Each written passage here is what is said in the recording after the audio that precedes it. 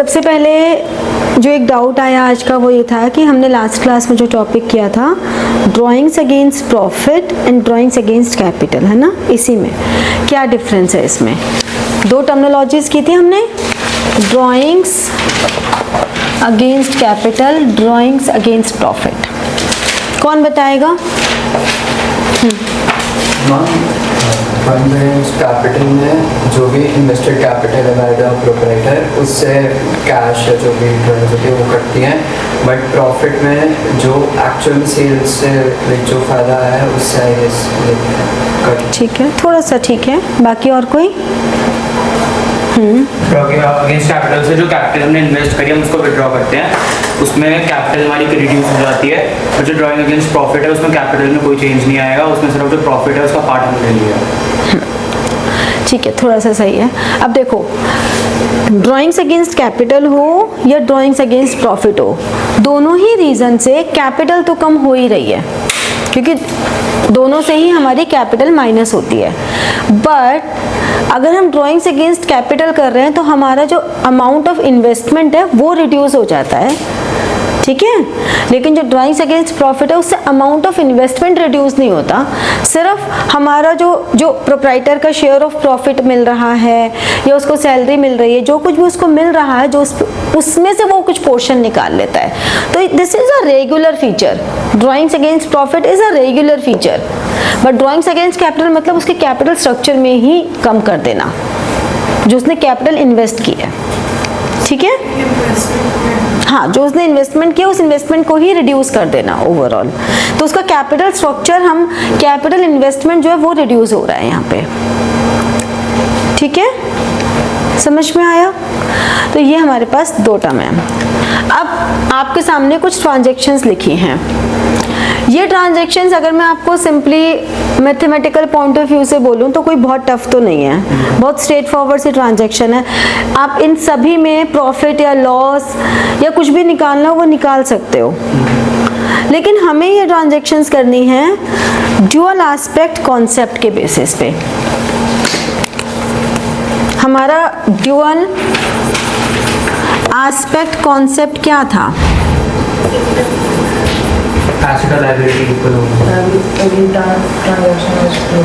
Very good, every transaction has double effect, assets is equal to liabilities. और कोई कुछ contribute करना चाहेगा? Plus capital. यानी कि ड्यूअल एस्पेक्ट कॉन्सेप्ट ये कहता है कि assets is equal to liabilities plus capital, ठीक है ना। यही कहता है assets is equal to liabilities plus capital, या कैपिटल प्लस लायबिलिटीज एक ही बात है। इसको हम क्या कहते हैं? इस पूरी इक्वेशन को अकाउंटिंग इक्वेशन। तो हम इन सब ट्रांजैक्शंस को आज अकाउंटिंग इक्वेशन में डालना सीखेंगे, जिसके लिए मैंने आपसे कहा था कि स्केल एंड पेंसिल होना मस्ट है, क्योंकि आज आप अब असली में अकाउंटिंग में एंटर कर रहे हो कि अकाउंटिंग कैसे होती है। और ये बहुत बेसिक है, ये वाली अकाउंटिंग हम एक्चुअली में करेंगे भी नहीं। एक्चुअल लाइफ में this accounting is not done. ये आपका बेसिक प्रेप है कि आपको समझ में आए कि ट्रांजैक्शंस कैसे इम्पैक्ट डालती हैं। अब हर ट्रांजैक्शन डबल इम्पैक्ट डालेगी। जैसे कि पहले हम इसी को डिस्कस कर लेते हैं। अगर किसी बिजनेस में स्टार्ट हुआ है तो फर्म के पॉइंट ऑफ व्यू से बिजनेस में क्या डबल इफेक्ट आ रहा है इस इक्वेशन में, कहाँ कहाँ इम्पैक्ट आएगा? कैपिटल बढ़ गई, लायबिलिटी भी बढ़ गई। ओके, लायबिलिटी नहीं बढ़ रही, कैपिटल इज हाँ, तो capital is also a type of liability ना। हम इसको लिखी लायबिलिटी प्लस कैपिटल रहे हैं क्योंकि capital is also a type of liability, it is a fixed liability. Capital कम क्यों होगी? कैपिटल भी बढ़ेगी। कैपिटल तो इंक्रीज हो ही रही है, कैपिटल भी बढ़ेगी और असेट भी बढ़ेंगे। और असेट का कौन सा कंपोनेंट ऑफ असेट इंक्रीज होगा? Which component of asset will increase here? Capital.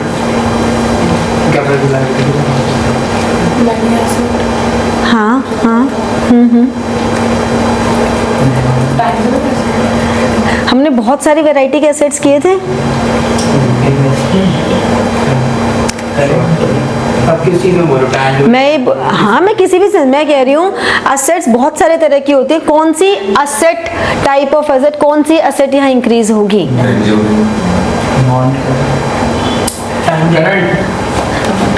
Cash. पैसा आ रहा है ना, बिजनेस में पैसा आ रहा है तो कैश इंक्रीज होगा। ठीक है, समझे? Second transaction, purchase goods for cash 40,000। 1 by 1 बोलना, सब एक साथ मत बोलना। यस, एसेट इंक्रीज होगा, एसेट इंक्रीज होगा, कैपिटल डिक्रीज होगा, असेट इंक्रीज होगा, कैपिटल डिक्रीज, नहीं, गलत। लायबिलिटी मेरा मज़े। कोई और इसके अलावा कोई आंसर करना चाहते हैं? लायबिलिटी होगी। लायबिलिटी किस बात की हो रही है?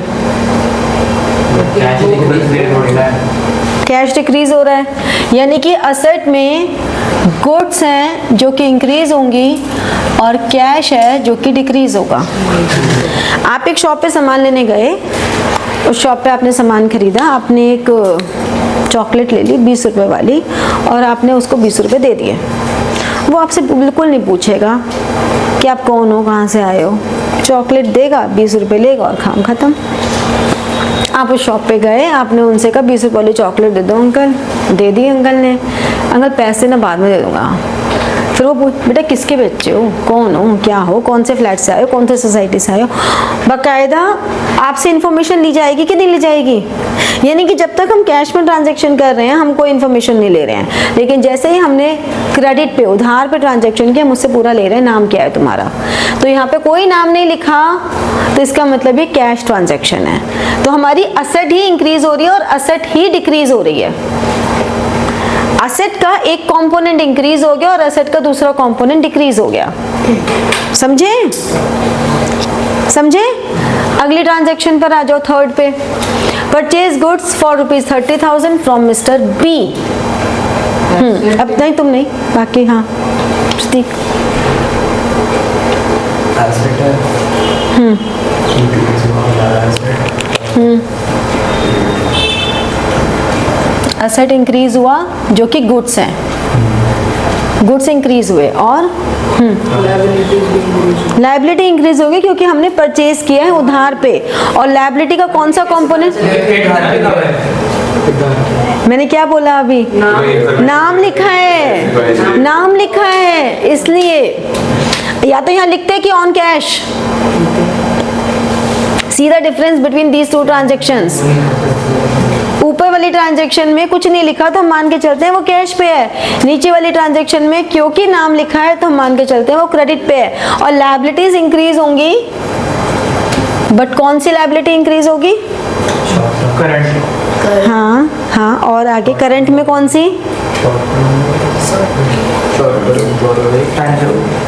करंट में टेंजिबल, लायबिलिटीज में टेंजिबल कहाँ से आ गया? Current liability. हाँ, करंट लायबिलिटी ठीक है, एक टर्म थी, when we purchase goods on credit, creditors. ठीक है, पहले केस में क्या था? पहले केस में तो सिंपल कैपिटल थी, कैपिटल इंक्रीज हो गई और कैश इंक्रीज हो गया। कैश डिक्रीज होगा। डिक्रीज क्यों होगा? इंक्रीज होगा बेटा, बिजनेस के पॉइंट से देखना है। तो ये सब किसके पॉइंट ऑफ व्यू? बिजनेस, जो मतलब जो खरीद रहा है या बिजनेस, बिजनेस, बिजनेस, हम बिजनेस के पॉइंट से देख रहे हैं। बिजनेस खरीद रहा है, बिजनेस सेल कर रहा है, सब कुछ बिजनेस कर रहा है यहाँ पे। ठीक है, चलो next transaction, sold goods costing ₹10,000 for 8,000। Gupta जी,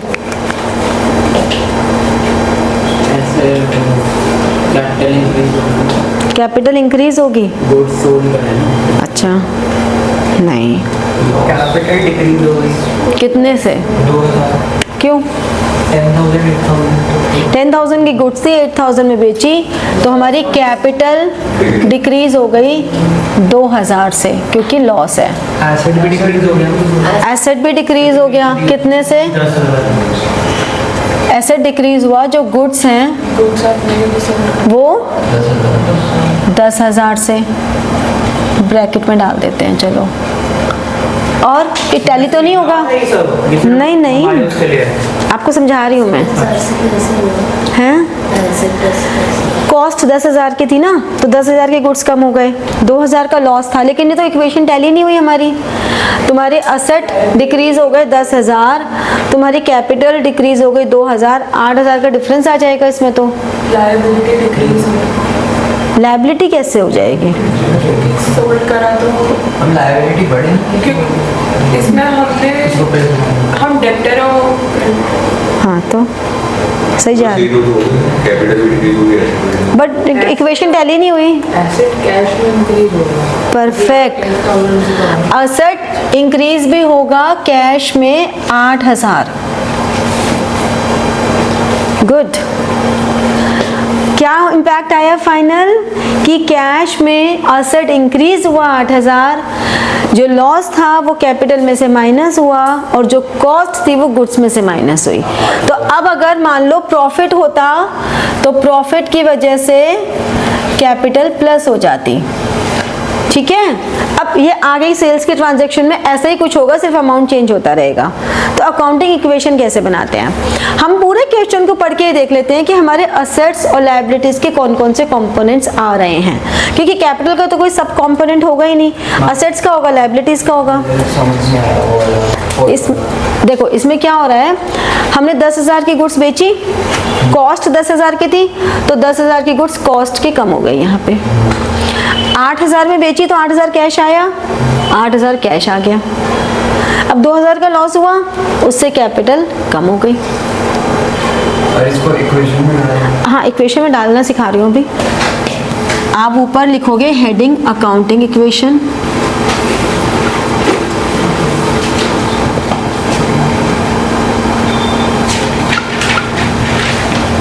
आपने सीधी एक लाइन डाली। ठीक है, आपने यहाँ पे लिखे पर्टिकुलर्स,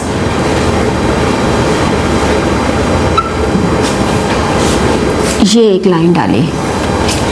पहले समझ लो, वरना फिर फॉर्मेट गलत हो जाएगा। साथ साथ मत बनाओ, बहुत ध्यान से समझ लो फॉर्मेट को। अब हम बहुत खुला खुला लिखेंगे, assets is equal to liabilities plus capital. हमने यहाँ लिखा रुपीस, लायबिलिटीज के साथ रुपीस लिख दिया और असेट्स के साथ भी रुपीस लिख दिया। रुपीस लिखना ज़रूरी है क्योंकि अब हमने देखा कि यहाँ पर असेट्स में एक तो हमारे पास कैश आ रहा है, एक हमारे डेटर्स आ जाएंगे क्योंकि हमने गुड्स क्रेडिट पे सोल्ड किए हैं। लायबिलिटीज में हमारे पास क्रेडिटर्स आ जाएंगे, यहाँ पे हमारे पास गुड्स भी आ रहे हैं और डेटर्स आ रहे हैं। तीन तरह के हमारे असेट्स आएंगे और यहाँ पे क्रेडिटर्स आ रहे हैं। ये हमारी इक्वेशन है। कभी भी बीच में लाइन नहीं आएगी क्योंकि इक्वेशन के बीच में लाइन नहीं आती। ठीक है, अब जो ये ट्रांजैक्शन है ये आपने एज इट इज यहाँ लिखी, नंबर 1 स्टार्टेड बिजनेस। बस पूरी ने लिख के स्टार्टेड बिजनेस इतना लिख दिया। ये आपने पर्टिकुलर्स लिखे या इसको आप ट्रांजैक्शन भी लिख सकते हो। Started business transaction. हाँ, ये पर्टिकुलर्स में हमने लिख दिया स्टार्टेड बिजनेस। अब बिजनेस स्टार्ट होके कहाँ जा रहा है? कैश में प्लस हो रहा है 1 लाख और कैपिटल में आ रहा है 1 लाख। ठीक है, ऐसे ही आ रहा है ना, कैश में 1 लाख, कैपिटल में 1 lakh. Second transaction, purchase goods, कितने के लिए? 40,000 कैश में से कम हो गया और गुड्स में इंक्रीज हो गया। यही हो रहा है ना, कैश में से कम हुआ और गुड्स में इंक्रीज हुआ ना, यही हो रहा है जो भी हमने डिस्कस किया था। हम उसको अब यहाँ पर हमने एक लाइन डाली और ये लाइन आपको हर बार ऐसे ही डालनी है इतने में, और हमने फिर यहाँ लिखा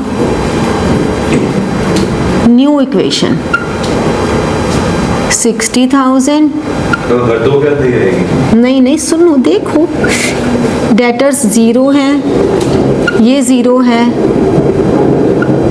और ये 1 लाख है। थोड़ा देखो, हैव पेशेंस। यहाँ तक कोई डाउट आया किसी को? समझ में आ गया? कॉमन मिस्टेक, बच्चे ये सोचते हैं बार बार लाइन नहीं डालेंगे तो वो बाद में लाइन डालने की सोचते हैं और उससे लाइन्स ऊपर नीचे गड़बड़ हो जाती हैं। तो मेक श्योर माइनस वाली फिगर को ब्रैकेट में डालना है जिससे कि आपकी कैलकुलेशन मिस्टेक ना हो। जितना साफ काम करोगे उतना अकाउंटिंग इक्वेशन साफ रहेगी। अकाउंटेंसी में ये रूल है आप लोगों के लिए। अब third equation, purchase goods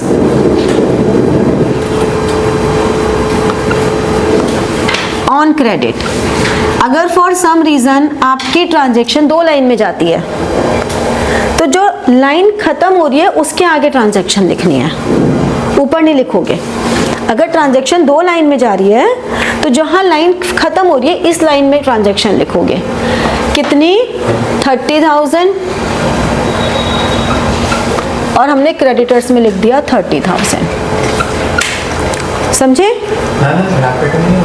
minus तो कुछ हो ही नहीं रहा ना, लेकिन आप परचेज किया तो हमारा क्या हो रहा है? गुड्स इंक्रीज हो रहे हैं, गुड्स इंक्रीज हो रहे हैं और लायबिलिटीज इंक्रीज, क्रेडिटर्स इंक्रीज हो रहे हैं, कुछ माइनस तो हो ही नहीं रहा। अब हमने फिर एक लाइन डाली और हमने यहाँ लिखा न्यू इक्वेशन। लाइंस छोड़ना मत बहुत सारी। 30,000 किस चीज का? ये बेटा ये। अब हमारी न्यू इक्वेशन क्या बनी? 60 plus 70 plus 0 is equal to 30 plus 1 lakh. Tally हो रही है ना इक्वेशन? फिर fourth transaction, sold goods costing rupees, तो सोल्ड गुड्स, ठीक है। पूरी लिखना चाहो तो लिख सकते हो। यहाँ पे बहुत वेरिएशंस हैं। कुछ स्कूल में टीचर्स बोलते हैं कि नहीं पूरी ट्रांजैक्शन लिखो अमाउंट के साथ, तो वहाँ लिखनी पड़ेगी क्योंकि वो नंबर काट लेंगे। बाकी कुछ ज़रूरी होता नहीं है, ठीक है। तो ये तो बहुत छोटा सा चेंज है, जब स्कूल में करवाएंगे तब अगर वो कुछ कहते हैं कि ऐसे लिखो तो कर देना। बेसिक फॉर्मेट यही रहता है, ठीक है। सोल्ड गुड्स कितने के? 10,000 माइनस 8,000 प्लस और 2,000 माइनस, ठीक है। फिर से न्यू इक्वेशन कितनी हो गई? 68,000। 2,000 माइनस हुआ है, अभी ये लायबिलिटी नहीं आएगा। कैपिटल में लॉस है ना बेटा, लॉस है ना, इसलिए आ गई न्यू इक्वेशन। समझ में आया? करना क्यों है? हर बार हमें न्यू इक्वेशन बतानी है ना। This is the way we prepare accounting equation. This is the, transaction के लिए हाँ इसलिए करना है। नंबर डाल दो रे, बताने के लिए कि अगर ट्रांजैक्शन है हाँ, लिखने की जरूरत है। तो हमें हर ट्रांजैक्शन के बाद अपना स्टेटस पता होना चाहिए कि हमारा स्टेटस क्या है अकाउंट्स में। हर ट्रांजैक्शन असेट्स और लायबिलिटीज का, हमारा कैश का स्टेटस हर ट्रांजैक्शन के बाद क्या है। वरना हम सेल करते रहेंगे, पता लगे गुड्स हो ही ना हमारे पास, तो हमारे को ये भी तो पता चलना चाहिए कि गुड्स कितनी बची हैं। जैसे कि अब नेक्स्ट सेल करेंगे हम, sold goods costing rupees 10,000 for 11,000 to mister C. बताओ चेहक कैसे करेंगे इस ट्रांजैक्शन को यहाँ पे पुट। मैं ट्रांजैक्शन लिख देती हूँ तुम्हारे लिए। सोल्ड गुड्स ऑन क्रेडिट कितने से? रॉन्ग। हाँ देखो, क्योंकि ये क्रेडिट ट्रांजैक्शन है तो कैश का कोई लेना देना नहीं है। आप सबसे पहले फोकस ये करो कितने की गुड्स हमने बेची है। कॉस्ट क्या थी? 10,000, तो 10,000 तो हमने यहाँ से कम कर दिया। 1,000 रुपए का प्रॉफिट था वो यहाँ आ गया। अब क्योंकि ये 11,000 का सामान हमने क्रेडिट पे बेचा, उधार पे बेचा, तो the person or firms to whom goods are sold on credit वो कौन होते हैं? डेटर्स। तो डेटर्स में हमारे 11,000 इंक्रीज हो गया। 11,000 का सामान बेचा ना बेटा हमने। अब हमारी न्यू इक्वेशन, न्यू इक्वेशन कितनी हो गई? 68 plus 50 plus 11,000 is equal to 30,000 plus 99,000। चलो सुनो दोबारा से। 10,000 की गुड्स थी जो कॉस्ट 10,000 थी, तो 10,000 की गुड्स की जो कॉस्टिंग है वो गुड्स में से कम हो गई। वो 1,000 का जो प्रॉफिट है वो कैपिटल में प्लस हो गया। अब हमने गुड्स बेची कितने की थी? 11,000 की क्रेडिट पे, तो उससे हमारे डेटर इंक्रीज होंगे। ठीक है, तो 10,000 deducted from goods, 11,000 added to debtors and 1,000 in the profits, capital में ऐड होगा। बट एक कहाँ लिखा है कि हमने क्रेडिट पे बेचा? मैंने अभी आपको थर्ड ट्रांजैक्शन में क्या बताया था कि मिस्टर बी को बेचा, नाम लिखा है, नाम का मतलब, और कैश नहीं लिखा तो मतलब क्रेडिट पे बेचा ना। ये मैंने अभी बताया ना कॉन्सेप्ट। हम आपका बीच में आवाज मत कट रही। तो तुमने बोला है नहीं बेटा कि मैम रिपीट कर दीजिए, आवाज़ कट रही थी। आप तो इधर उधर ध्यान देने लग गए, that is bad. During class आपको वैसे ही क्लास में फोकस रखना है जैसे आप क्लास में रहते हैं। घर में बैठने का मतलब ये नहीं है कि आप डाइवर्ट हो जाओ। ठीक है?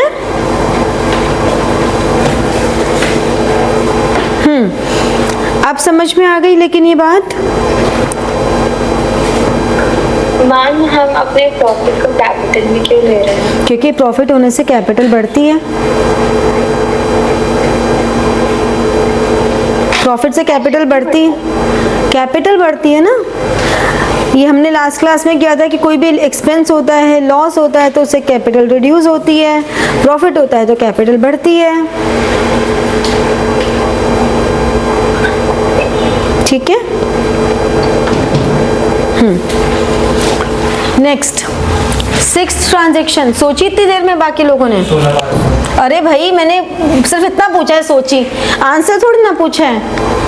No, don't do this.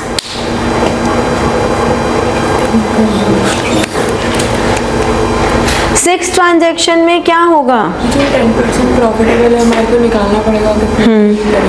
बताओ क्या होगा सिक्स्थ का? रुक जाओ भाई, बताओ नव्या। 1500 प्रॉफिट आ गया, उसको यहाँ पुट कैसे करेंगे नव्या? 1500 जो प्रॉफिट है हमारा वो हम डालेंगे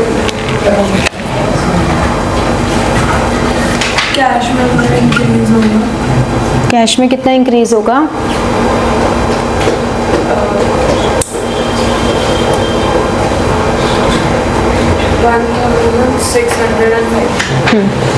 15,000 उस पे 10% प्रॉफिट, तो दिस इज 16,500।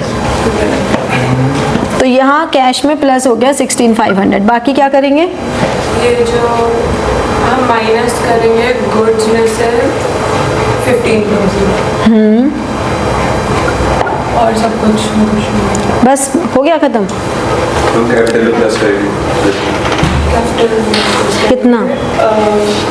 1,500। देखो मैं जिससे पूछूंगी वही बताएगा, वरना फिर ऐसे मुझे तो पता ही नहीं चलेगा किसको समझ में आया और किसको नहीं आया। न्यू इक्वेशन कितना हो गया? 500 1484 plus 35,000 plus 11,000 is equal to 30 plus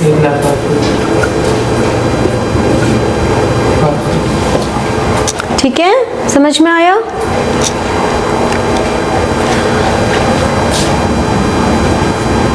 Seventh transaction, sold goods costing rupees 18,000 at 10% profit on cost to Mr. D. Himanshu,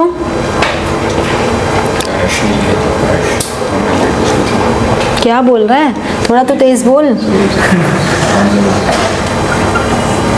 मैं तुम्हारी हेल्प करने के लिए यहाँ लिख देती हूँ। अब बताओ, 1800 ऐड होंगे, कैपिटल में 1800 ऐड होंगे, ठीक है। लेने हैं हाँ, रिटर्न्स में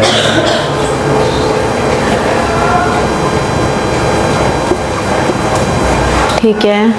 और दूसरे में माइनस करेंगे 18,000।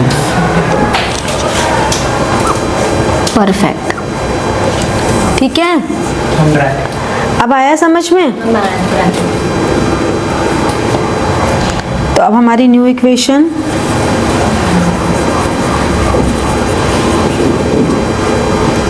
$84,500 प्लस 17,000 प्लस 30,800, 30,000 प्लस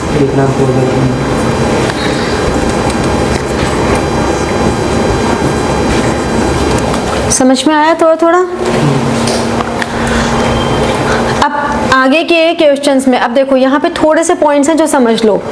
यहाँ पे हमें कुछ भी मेंशन नहीं था कि 10% प्रॉफिट किस पे लेना है, तो हमने बाय डिफॉल्ट कॉस्ट पे लिया था। यहाँ पे हमें मेंशन था ऑन कॉस्ट, तो कोई प्रॉब्लम ही नहीं है। अब यहाँ हमें कॉस्ट दे रखी है 20,000 और प्रॉफिट 20% ऑन सेल्स। तो इसमें अब हमारे पास बड़े सारे तरीके हैं। हम ये भी कर सकते हैं कि x एज्यूम कर लें, ठीक है। हम ये भी कर सकते हैं कि सेल्स को 100 एज्यूम कर लें, जो आप लोग सब करते आए हैं अभी तक।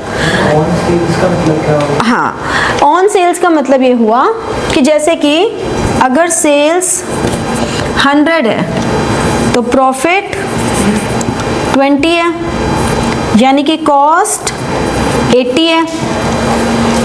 तो इसका मतलब अगर 80 is equivalent to 20,000, then 100 is equivalent to upon 80 into 100, है ना? ऐसे ही करेंगे। या हम दूसरा तरीका ले सकते हैं। हम क्या कह सकते हैं कि सेल्स अगर x है तो प्रॉफिट 20x बाय 100 है, यानी कि x बाय 5 है। तो cost x minus x by 5 that is 4 by 5x। तो अगर 4 बाय 5x की वैल्यू 20,000 है तो x की वैल्यू कितनी होगी? ऐसे ही तो निकालते आए हो तुम बचपन से, बट इतना लंबा अगर हम करेंगे तो हमारा तो पेपर ही छूट जाएगा। आपको थोड़े से शॉर्टकट्स यहाँ पे पता होने ज़रूरी हैं। जैसे कि अगर प्रॉफिट 20% ऑन सेल्स है, यानी कि 20% ऑन सेल्स का मतलब हुआ 1/5 ऑन सेल्स, ठीक है। 1/5 ऑन सेल्स। तो अगर 1/5 ऑन सेल्स है तो कॉस्ट के लिए एक माइनस हो जाती है, यानी कि इट इज 1/4 ऑन कॉस्ट। ये शॉर्टकट है। अगर आपको प्रॉफिट 2/3 ऑन कॉस्ट है तो दिस इज ऑलवेज 2 को नीचे ऐड कर दो, 2/5 ऑन सेल्स होगा हमेशा। ये एक शॉर्टकट है। अगर आपका प्रॉफिट 2/3 ऑन कॉस्ट है, प्रॉफिट फॉर एग्जाम्पल बोल रही हूं मैं कि profit for example 2/3 on cost है, तो हम 2 को नीचे ऐड कर देंगे एंड 2/5 ऑन सेल्स हो जाएगा प्रॉफिट।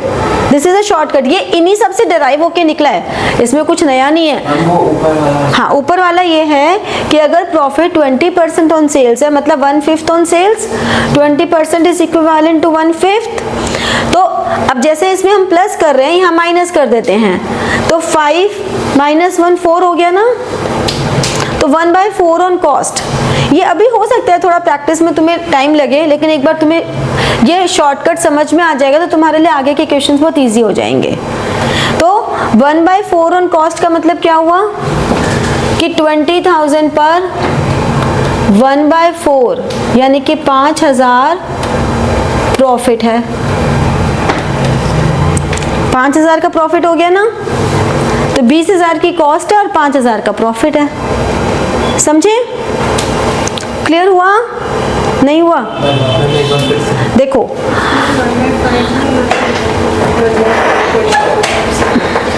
सुनो, क्वेश्चन के हिसाब से नहीं क्वेश्चन के हिसाब से ही बता रही हूँ, यहाँ से स्टार्टिंग से करते हैं। मैम लेकिन ये तो हमें वैसे भी खुद समझ आ जाएगा ना, बिना इसको पूरा निकाल। मैं वही तुम्हें कह रही हूँ, बिना करे समझ में आ जाएगा, लेकिन कैसे करोगे आप? इसी तरह से तो करोगे ना, एक्स या ये लेके। हाँ आपने बोला कि सोल्ड गुड्स कॉस्टिंग 20,000 और उसके 20% का प्रॉफिट है। हाँ। प्रॉफिट तो हम ऐसे ही कर लेंगे ना। कैसे, कैसे बताओ तो? 20,000 क्यों? ये तो कॉस्ट है और प्रॉफिट ऑन सेल्स है, तो ऐसे नहीं निकल रहा ना डायरेक्ट। सेल प्राइस पे प्रॉफिट है, 20% ऑन सेल्स मतलब प्रॉफिट हमारा सेल प्राइस पे है। हमें सेल प्राइस दिया नहीं हुआ, हमें कॉस्ट प्राइस दिया हुआ है, तो हमें कुछ तो करना पड़ेगा। या तो हम ये 100 एज्यूम करें और फिर इसको सॉल्व करें कि चलो ठीक है, ये हो गया 4, ये हो गया 5, ये हो गया 5, यानी कि सेल हो गई 25, तो 25 माइनस 25,000 का प्रॉफिट हमें ऐसे करना पड़ेगा, या एक्स एज्यूम करके करना पड़ेगा। तो मैं तुम्हें ये बता रही हूँ कि ये सब लॉन्ग मेथड की जगह आप सिर्फ इतना समझ लो कि 20% ऑन सेल्स मतलब 1/5 ऑन सेल्स, 1/5 ऑन सेल्स मतलब हम 5 माइनस 1 कर देंगे 4, तो हमारा 1/4 ऑन सेल्स कॉस्ट हो जाएगा ये। अब अगर 1/4 ऑन कॉस्ट हो गया तो मतलब 20,000 का 1/4 प्रॉफिट हो गया 5,000। तो हमारा क्वेश्चन सिंपल आ गया कि 20,000 की कॉस्ट है, 5,000 का प्रॉफिट है, तो सेल्स कितने की हो गई? 25,000 की। हाँ, तो ये मैं तुम्हें समझाना चाह रही हूँ कि इस तरह से हमें वेरिएशंस आती हैं, और आपको अगर शॉर्टकट्स नहीं आएंगे तो आपको क्वेश्चंस को करने में बहुत टाइम लग जाएगा और हमें स्पीड नहीं बन पाएगी, ठीक है? इसलिए तुम्हें समझना ज़रूरी है। ये बात समझ में आई? इसमें ये दिक्कत आ रही है ना कि 20 के हमने बेचे हैं, तो एक काम करो, इसको 2000 कर लो। 8th ट्रांजैक्शन में 20,000 की जगह 2000 कर लो, तो उससे फिर ये प्रॉब्लम खत्म हो जाएगी। 2000 एट 20% प्रॉफिट ऑन सेल्स, तो इस सब जगह एक 0 कम होता जाएगा अब, ठीक है? समझ में आ गया चेंज कि 20,000 की जगह 2000 करके कर लो, तो हमारी ये प्रॉब्लम सॉल्व हो जाएगी। जो गुड्स अवेलेबल कम थे ना हमारे पास,